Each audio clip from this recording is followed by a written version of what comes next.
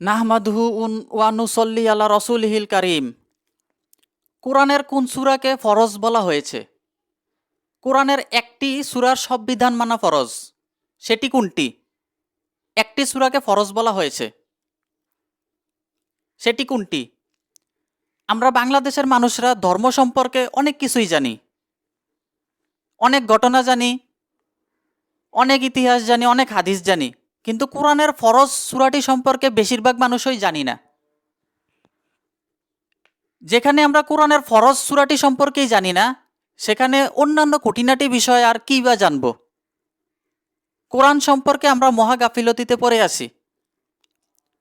কোরআন সম্পর্কে আমাদের অজ্ঞতা মারাত্মক। কোরআনের তথ্য থেকে আমরা অনেক দূরে। কেউ কেউ বলবে যে পুরো কোরআনই ফরজ, কোরআনের সব বিধান মানাই ফরজ। কিন্তু জি না ভাই, কোরআনের সব বিধান মানা ফরজ না, পুরো কোরআন ফরজ না। যেমন কোরআনে তাহাজ্জুদ নামাজ পড়ার কথা এসেছে, কিন্তু তাহাজ্জুদ নামাজকে ফরজ করা হয় নাই। কারণ মানুষ অসুস্থ হয়ে পড়বে, মানুষের ব্যবসা বাণিজ্যে সমস্যা হবে। আরবের লোকেরা বিশাল সমুদ্র পাড়ি দিয়ে এক দেশ থেকে অন্য দেশে ব্যবসা করার জন্য যেত, বিশাল মরুভূমি পাড়ি দিয়ে এক দেশ থেকে অন্য দেশে ব্যবসা করার জন্য যেত। এ ধরনের সফরে সমস্যা হবে, তাই তাহাজ্জুদ নামাজকে ফরজ থেকে বাদ দেওয়া হয়েছে। কোরআনের বিভিন্ন জায়গায় সৃষ্টিকর্তার নামে জিকিরের কথা এসেছে, কিন্তু সৃষ্টিকর্তার নামে জিকিরকে ফরজ করা হয় নাই। তো সুতরাং ভাই আমরা দেখতেছি যে পুরো কোরআন ফরজ না, কোরআনের সব বিধান মানা ফরজ না। তাছাড়া কোরআনের অন্যান্য সূরার ক্ষেত্রেও এই কথা বলা হয় নাই যে এই সূরাগুলো তোমাদের জন্য ফরজ করা হয়েছে। ভাই আমরা কোরআনের ফরজ সূরাটি সম্পর্কেই যেখানে জানি না, সেখানে আমরা আর কোরআনের অন্যান্য গুরুত্বপূর্ণ তথ্য, খুঁটিনাটি তথ্য কী বা জানি? তা আমাদের এখন আশ্চর্য অবস্থা কেন? আমরা অনেক ছোটোখাটো বিষয় জানি, অনিশ্চিত বিষয় জানি, কিন্তু বড় বিষয় জানি না, মূল জিনিস জানি না। ভাই এই আশ্চর্য বিপজ্জনক অবস্থার জন্য আমরা নিজেরাই দায়ী, এর জন্য বৌদ্ধ খ্রিস্টানরা দায়ী না। মানতে কঠিন হলেও এটাই সত্য যে বিভিন্ন ইসলামিক দলগুলো, তথাকথিত বক্তাগুলো আমাদেরকে ইচ্ছাকৃতভাবে কোরআনের তথ্য থেকে দূরে রাখে। তারা কোরআনের তথ্য আমাদের কাছে ইচ্ছাকৃতভাবে গোপন রাখে। আমরা কোরআনের কিছু বিষয় জানি, সেটা হলো ওই ভণ্ড হুজুরদের মনের মাধুরী মিশ্রিত, তাদের দেওয়া অপব্যাখ্যা মতো, গুজামিল মতো কিছু বিষয় জানি, কিন্তু কোরআনের মর্ম অনুযায়ী, কোরআনের দর্শন অনুযায়ী জানি না, কোরআনের মতো করে জানি না। ভাই যে সকল ভণ্ড হুজুরা আমাদের কোরআন থেকে দূরে রাখে, তাদেরকে পরিত্যাগ করতে হবে। মানবরচিত সিস্টেমকে ছাড়তে হবে। আমাদের এই বিপজ্জনক অবস্থার জন্য হিন্দু বৌদ্ধরা দায়ী না ভাই, আমরা নিজেরাই দায়ী। কোরআনে যে সূরাটিকে ফরজ বলা হয়েছে সেটি হলো সূরা নূর।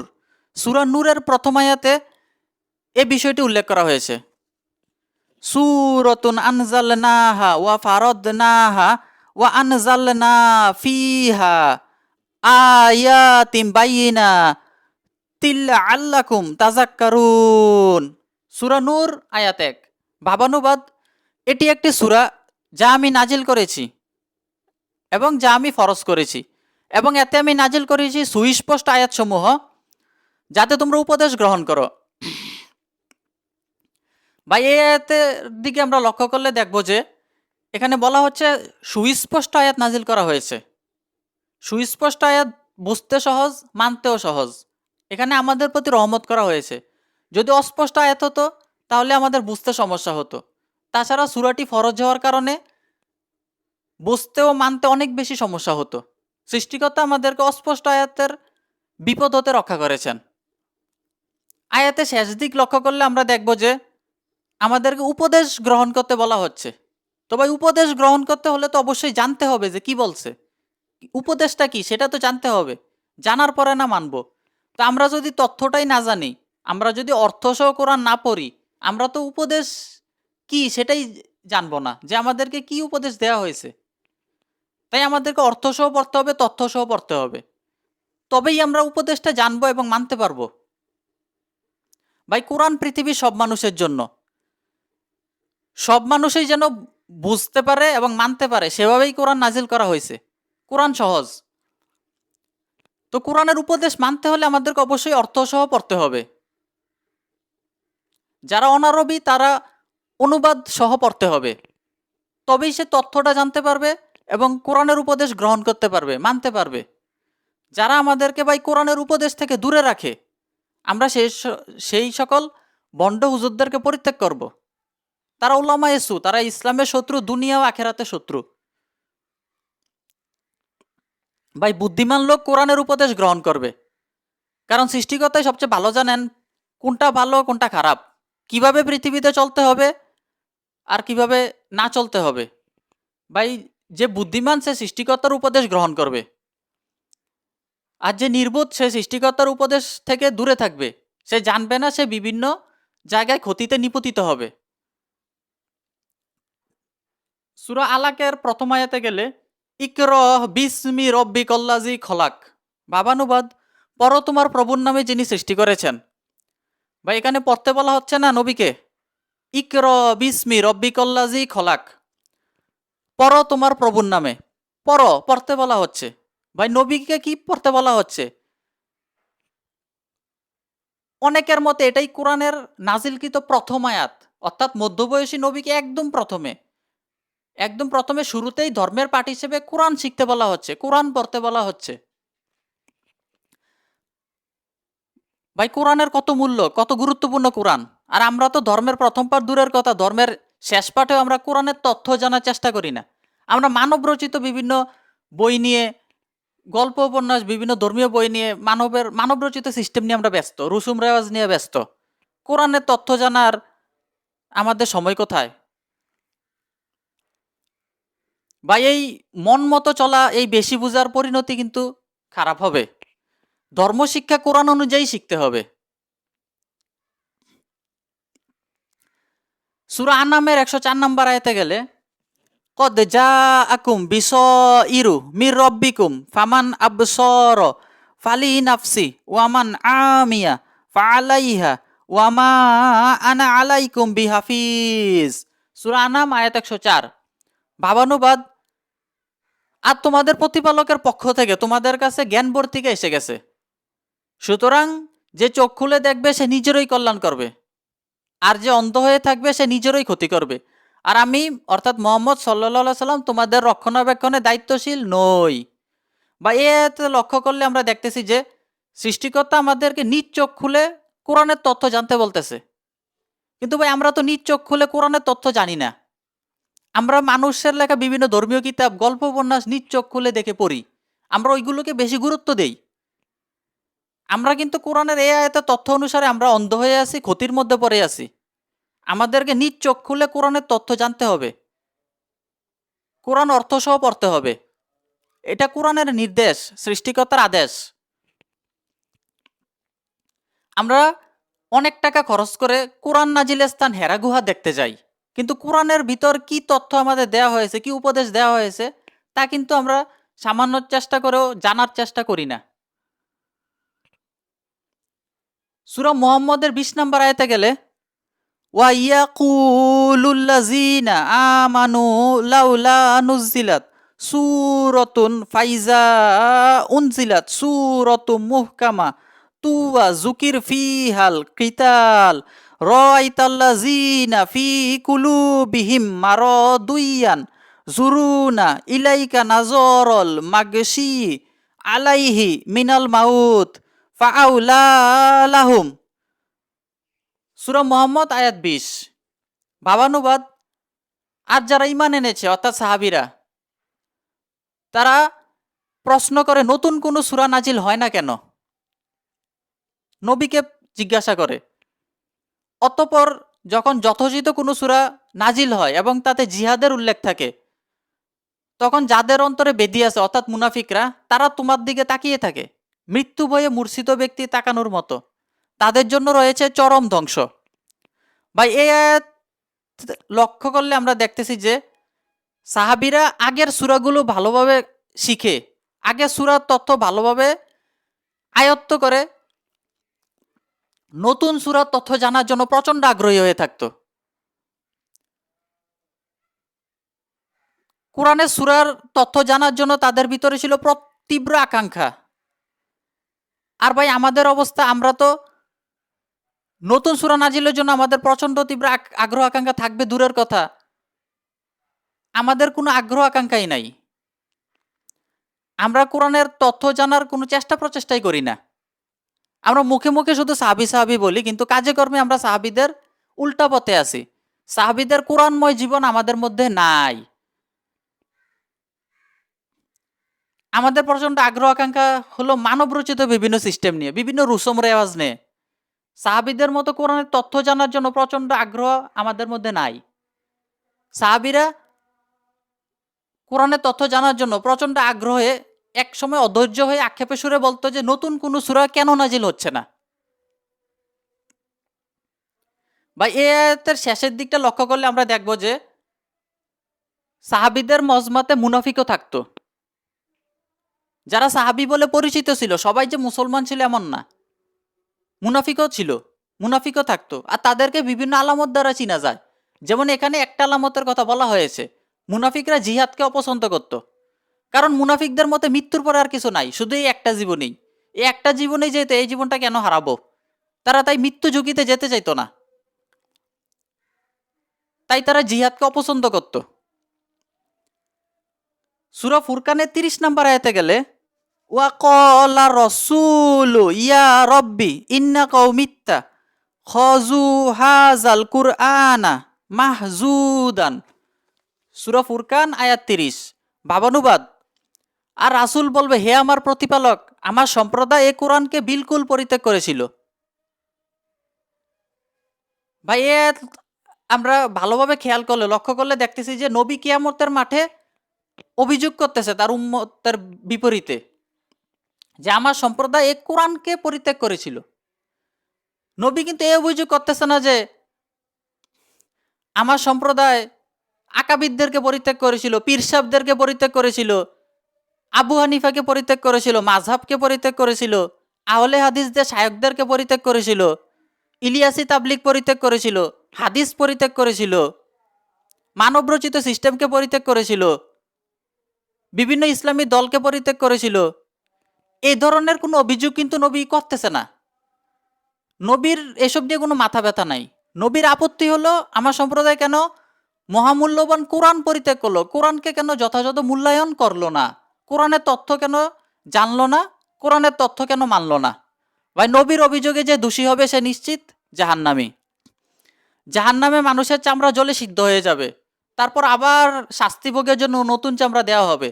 এভাবে চলতে থাকবে, চামড়া জ্বলে সিদ্ধ হয়ে যাবে, আবার নতুন চামড়া দেওয়া হবে, পর্যায়ক্রমে এভাবে চলতে থাকবে।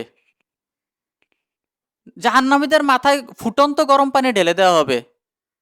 জাহান্নামীরা ফুটন্ত গরম পানির মধ্যে, আগুনের মধ্যে ছুটাছুটি করতে থাকবে, কিন্তু পালাতে পারবে না। প্রচন্ড কষ্টে যন্ত্রণায় ছটফট করবে, চিৎকার করবে, কিন্তু তাদের কষ্ট কমবে না। চতুর্দিক থেকে জাহান্নামীদেরকে মৃত্যু ঘিরে ফেলবে, কিন্তু মৃত্যু আসবে না। জাহান্নামীদেরকে জাক্কুম গাছ খেতে দেওয়া হবে।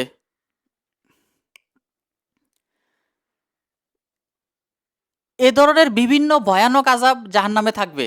ভাই আমাদের সতর্ক হওয়া উচিত, সাবধান হওয়া উচিত, জাহান্নামের শাস্তি থেকে বাঁচার চেষ্টা করা উচিত, কোরআন তথ্যসহ শিখা উচিত, মানা উচিত। সূরা আর রহমানে এক আয়াত বারবার এসেছে, ফাবিআইয়ি আলাই রব্বিকুমা তুকাজ্জিবান, ভাবানুবাদ। আর তোমরা তোমাদের প্রতিপালকের কোন কোন আয়াত নেয়ামত অস্বীকার করবে। বলা হচ্ছে যে সৃষ্টিকর্তার অসংখ্য অগণিত নেয়ামত আমরা ভোগ করছি। তো কেউ যদি বলে না নেয়ামত নাই, নেয়ামত কোথায়, তবে সে কি কোরআনের আয়াত অস্বীকার করলো, সে কাফের, সে মিথ্যুক, সে কোরআনের বিপরীত কথা বলল। ঠিক একই রকম ভাবে আমরা যদি ভাই সূরা আর রহমানের একদম ঠিক আগের সূরা সূরা কামারে যাই, কামারও এক আয়াত বারবার এসেছে, ওয়াল কদ ইয়াসসারনা আল কুরআনা লিযিকরি ফাহাল মিন মুদ্দাকিরিন। সূরা কামার আয়াত 17, 22, 32, 40। ভাবানুবাদ, বস্তুত উপদেশ গ্রহণের জন্য এই কোরআন সহজ করে দেওয়া হয়েছে। সুতরাং আছে কি কেউ যে উপদেশ গ্রহণ করবে? ভাই বারবার বলা হচ্ছে কোরআন উপদেশ গ্রহণের জন্য সহজ। এখন কেউ যদি বলে না, উপদেশ গ্রহণের জন্য কোরআন কঠিন, তাফসির লাগবে, তাফসির ছাড়া বুঝবা না, শুধু বড় হুজুররাই বুঝবে, সাধারণ মানুষ উল্টা বুঝবে, সে তাফসির ছাড়া বুঝবে না, কোরআন কঠিন।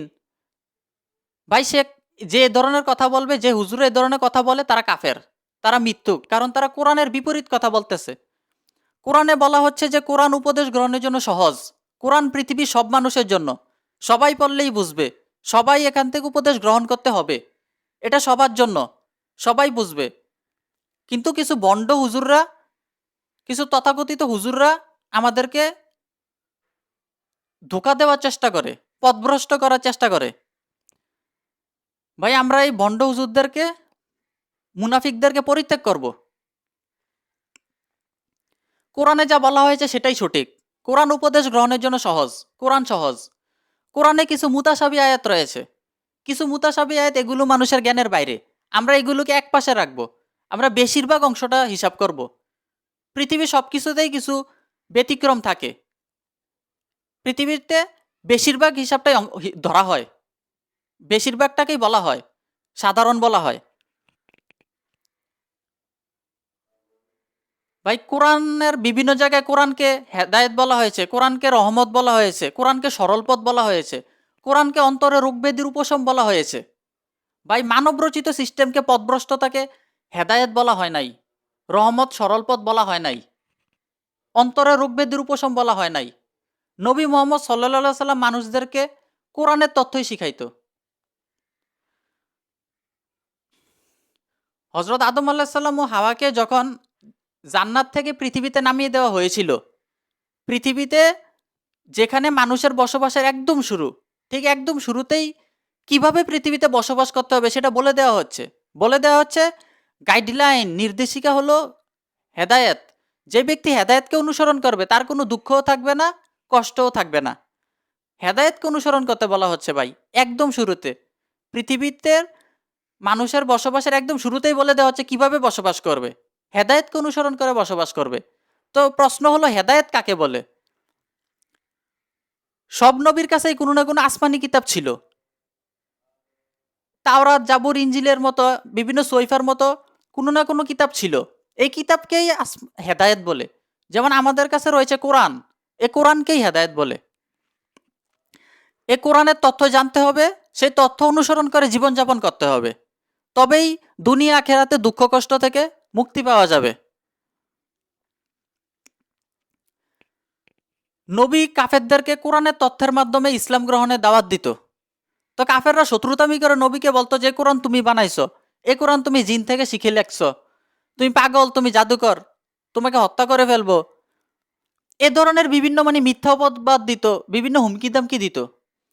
তো সৃষ্টিকর্তা কাফেরদের শত্রুতামির বিপরীতে জবাব দিতেছেন যে এ কোরআন যদি মোহাম্মদ সাল্লাল্লাহু সাল্লাম বানিয়ে থাকে তাহলে তোমরাও তো এ ধরনের কোরআন বানাতে পারো, কারণ মোহাম্মদ মানুষ, তোমরাও মানুষ, মোহাম্মদ যেহেতু পারছে তোমরাও পারবা। তো তোমরা এমন একটা কোরআন বানিয়ে ফেলো, আরেকটা কোরআন বানিয়ে ফেলো। একজন মানুষ একা না পারলে পৃথিবীর সব মানুষদেরকে সঙ্গে নাও, সব জিনদেরকে সঙ্গে নাও, কিছু মানুষ আছে জিন বশ করতে পারে, সব মানুষ সব জিন মিলে এই ধরনের আরেকটা কোরআন বানিয়ে ফেলো, তবেই তো হয়ে যায়। যদি পুরো কোরআন বানাতে না পারো অন্তত কোরআনের মতো একটা ছোট সূরা বানিয়ে দেখাও। ভাই যেখানে লোহার একটা টুকরাকে পানিতে ভাসানো যায় না, সেখানে মানুষ লাখ লাখ টন ওজনের জাহাজ পৃথিবীতে ভাসিয়ে ফেলছে। সেই লাখ লাখ টন ওজনের লোহার জাহাজ এক মহাদেশ থেকে অন্য মহাদেশে যাচ্ছে, এক দেশ থেকে অন্য দেশে যাচ্ছে। যেখানে মানুষ আকাশে উঠতে পারে না, সেখানে লাখ লাখ টন ওজনের বিশাল বিমানে শত শত মানুষ উড়ে এক দেশ থেকে অন্য দেশে, এক মহাদেশ থেকে অন্য মহাদেশে যাচ্ছে। একটা প্লাস্টিক অ্যালুমিনিয়াম মোবাইলের মাধ্যমে এক দেশ থেকে অন্য দেশে কথা বলতেছে, জাদুর মতো অবস্থা। ভিডিও দেখতেছে, এক দেশে বসে অন্য দেশের ভিডিও দেখতেছে। ইন্টারনেটের মাধ্যমে কত কি করা যায়। অসম্ভব বলতে আর পৃথিবীতে তেমন কিছুই নাই। পৃথিবীর প্রায় সবকিছুই মানুষ আবিষ্কার করে ফেলছে। বিভিন্ন গাড়ি, কম্পিউটার, মেশিনের মাধ্যমে, ইঞ্জিনের মাধ্যমে অনেক কঠিন জটিল কাজ খুব সহজে করা যাচ্ছে। যেখানে যে মাসকে মাস সময় লাগতো সেখানে খুব অল্প সময়ে চলে যাওয়া যাচ্ছে। মানুষ প্রায় সবকিছুই আবিষ্কার করে ফেলছে পৃথিবীর, শুধু একটা জিনিস আজ পর্যন্ত পারে নাই, সেটা হলো কোরআনের মতো একটা সূরা আজ পর্যন্ত মানুষ বানাতে পারে নাই। কোরআন যে সৃষ্টিকর্তার পক্ষ থেকে এটা প্রমাণিত, এটা সত্য। কোরআনের জাহান্নামের কথাও সত্য। সুতরাং যারা কোরআন অস্বীকার করে, কোরআন মানে না, তাদের জন্য নিশ্চিত জাহান্নামের শাস্তি অপেক্ষা করতেছে। আমাদের সতর্ক সাবধান হওয়া উচিত।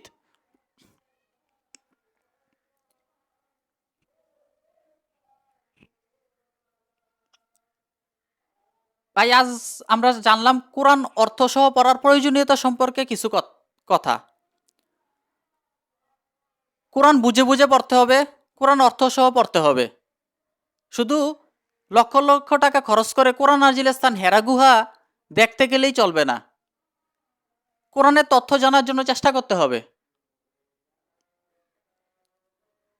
কোরআনের তথ্য নিয়ে লেখা দারুণ একটা বই, জীবন গঠনে আল কোরআন। জীবন গঠনে আল কোরআন, এই বইটি প্রত্যেক মুসলিম পরিবারের সংগ্রহে থাকা উচিত।